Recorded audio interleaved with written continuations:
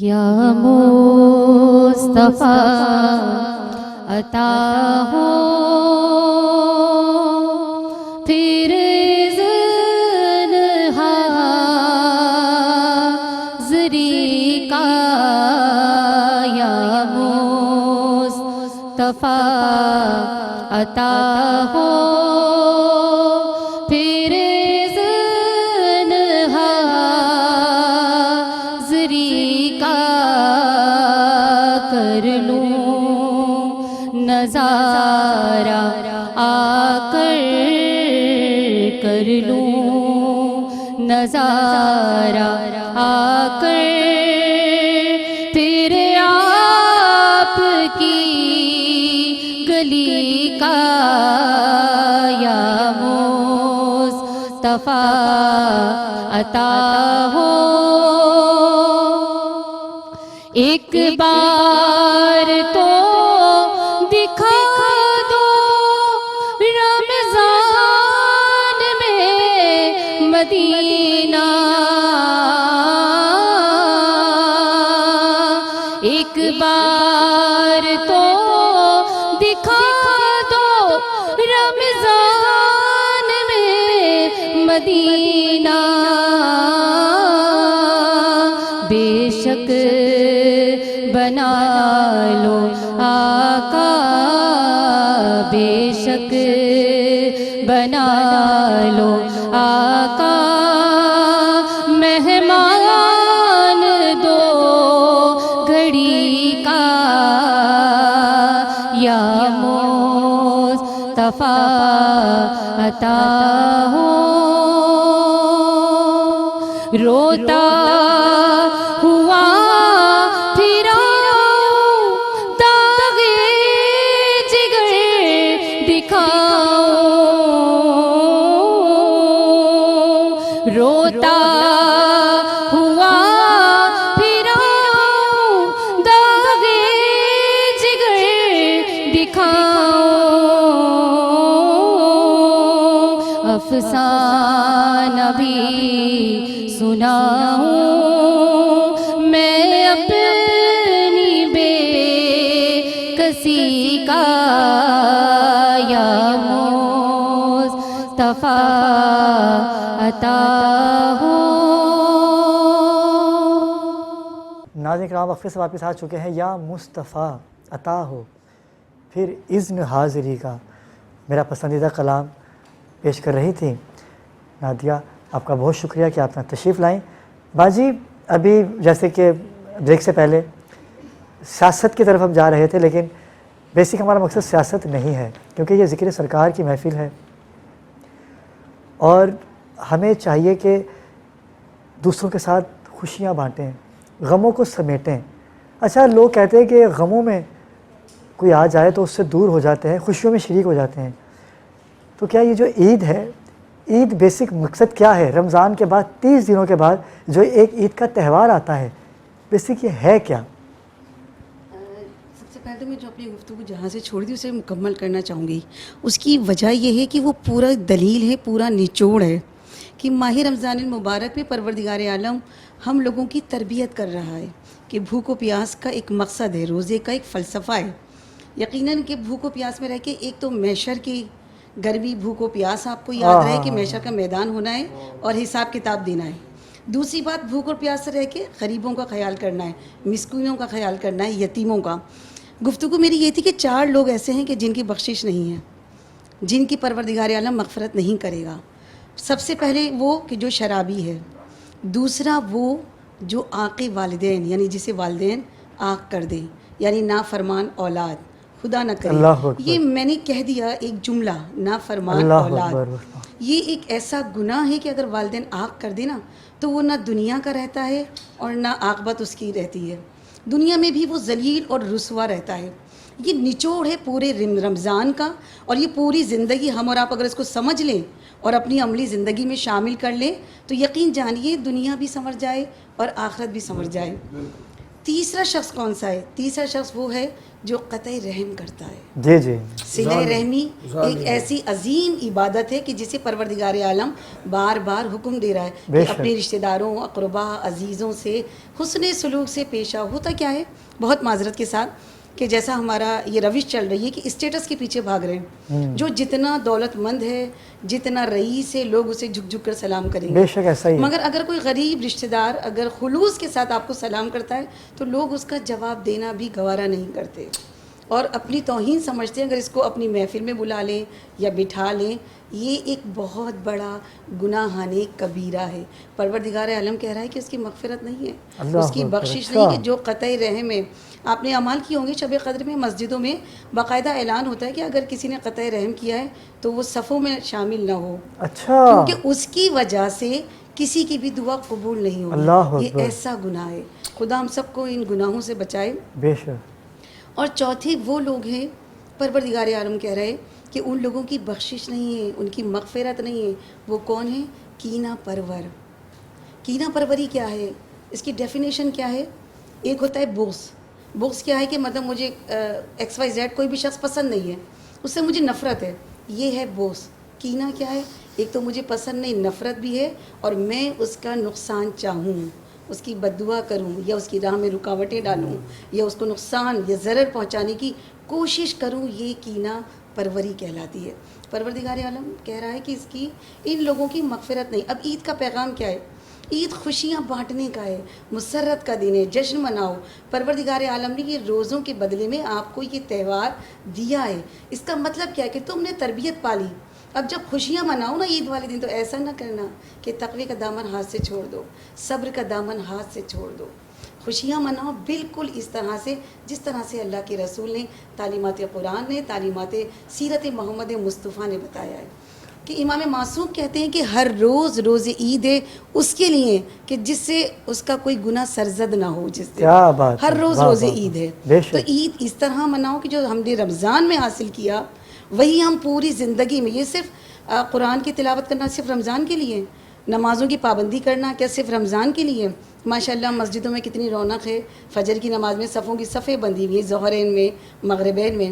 عید کے بعد کیا ہوگا؟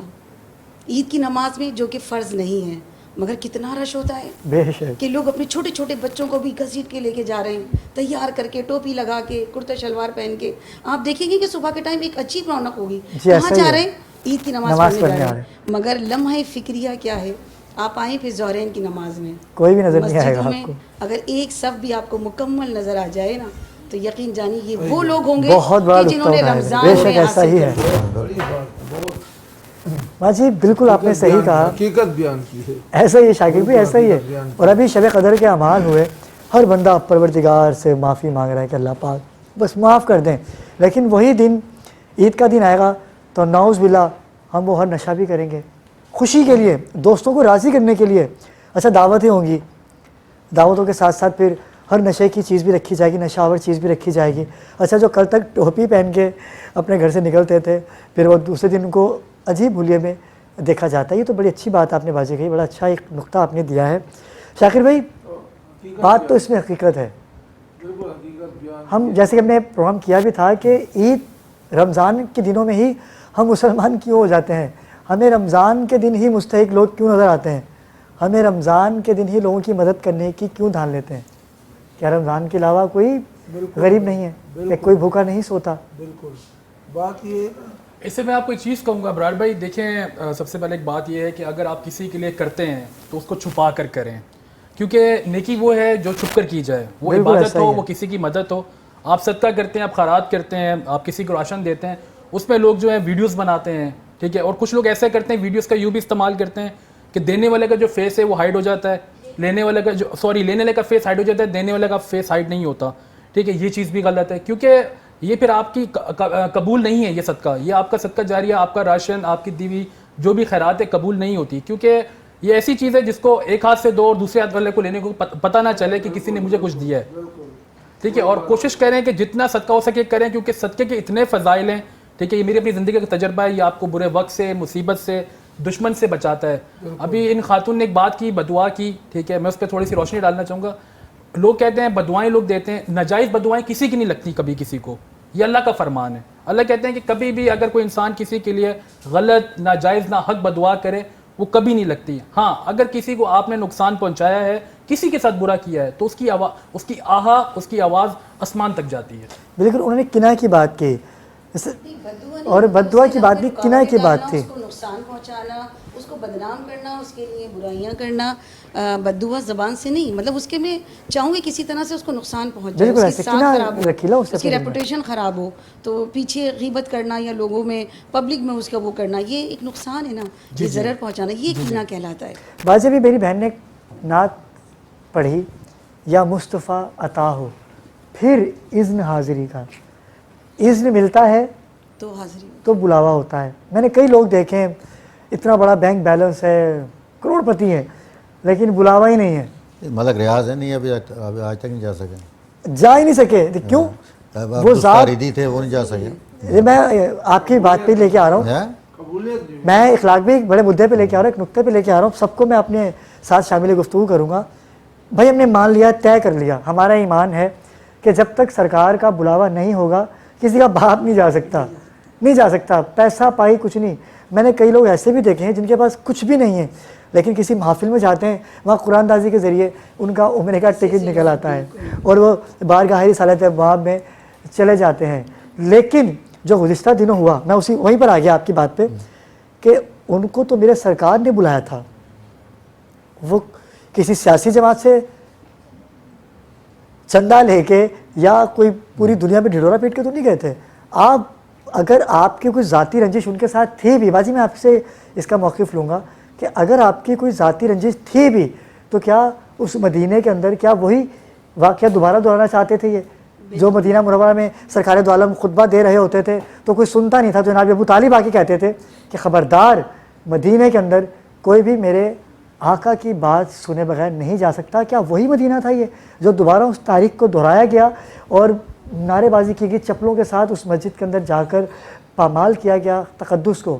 کیا کہیں گے آپ اس میں؟ جی بالکل ابرار, سب سے پہلے تو میں مذمت کرنا چاہوں گی, بینا مسلم تمام امت بالکل مسلمہ ایسا کو ہی ہے. چاہیے کہ اس کے خلاف آواز اٹھائیں, بالکل احتجاج کریں, پرزور مذمت کریں, اور جن لوگوں نے یہ فعل عمل انجام کیا دیا ہے ہے انہیں چاہیے کہ وہ معافی طلب کریں. یہ وہ مقدسات ہیں کہ جن پر ملائکہ کا آج بھی نزول ہوتا ہے. کیا کہنے, ہم اور آپ جب حج اور عمرہ کے لیے جاتے ہیں تو یہ سنت نبوی ہے, رسالت مآب نے کہا ہے کہ پہلے لوگوں سے معافی طلب کرو, بالکل ان سے ایسا ہی ہے. اپنے معافی طلب کرو, اپنے معاملات کو آسان کرو, پھر جاؤ بالکل ایسا ہی ان ہے. زیارت کے لیے, تو تمہاری زیارتیں قبول ہوں گی. بجائے آپ یہ کہ معاف کر کے جو جس طرح سے گئے, آپ کون ہوتے ہیں اس طرح سے کرنے والے؟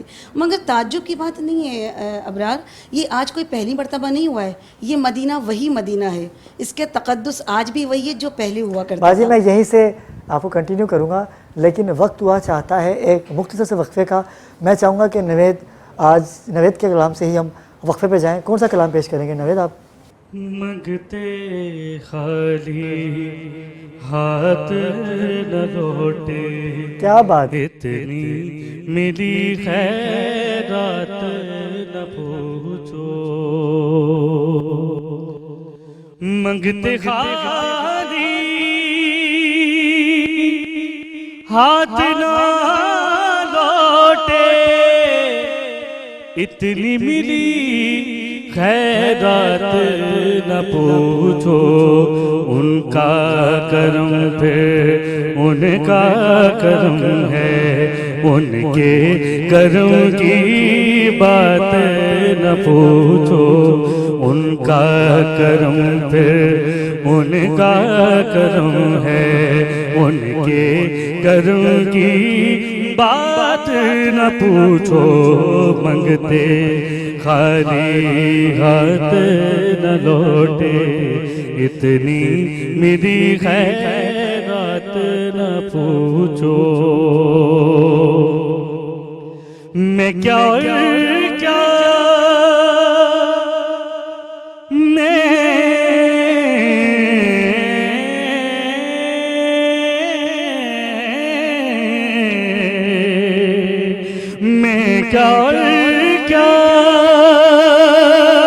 میری حقیقت سب کچھ ہے سرکار کی نسبت تیری نسبت سے ہے توقیر میری لوگوں میں تو الگ ہو تو میری ذات میں رکھا کیا ہے میں تو کیا میری حقیقت سب کچھ ہے سرکار کی نسبت میں تو برا ہوں لیکن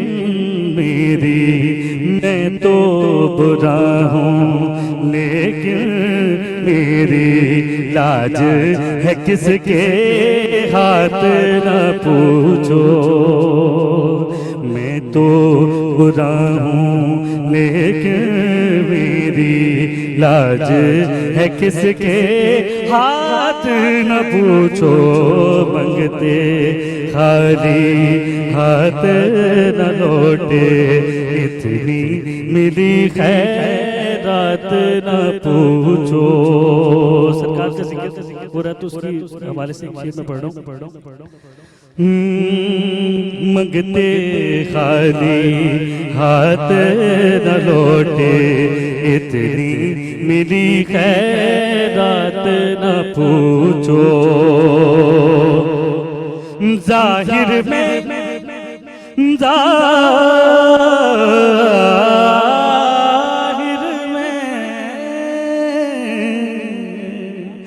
ظاہر میں تسکین دل و جان باطن میں میراج دل و جان نام نبی پہ نام نبی ہے نام نبی کی بات نہ پوچھو نام نبی پہ نام نبی ہے نام نبی کی بات نہ پوچھو منگتے خالی ہاتھ نہ لوٹے اتنی ملی خیرات نہ پوچھو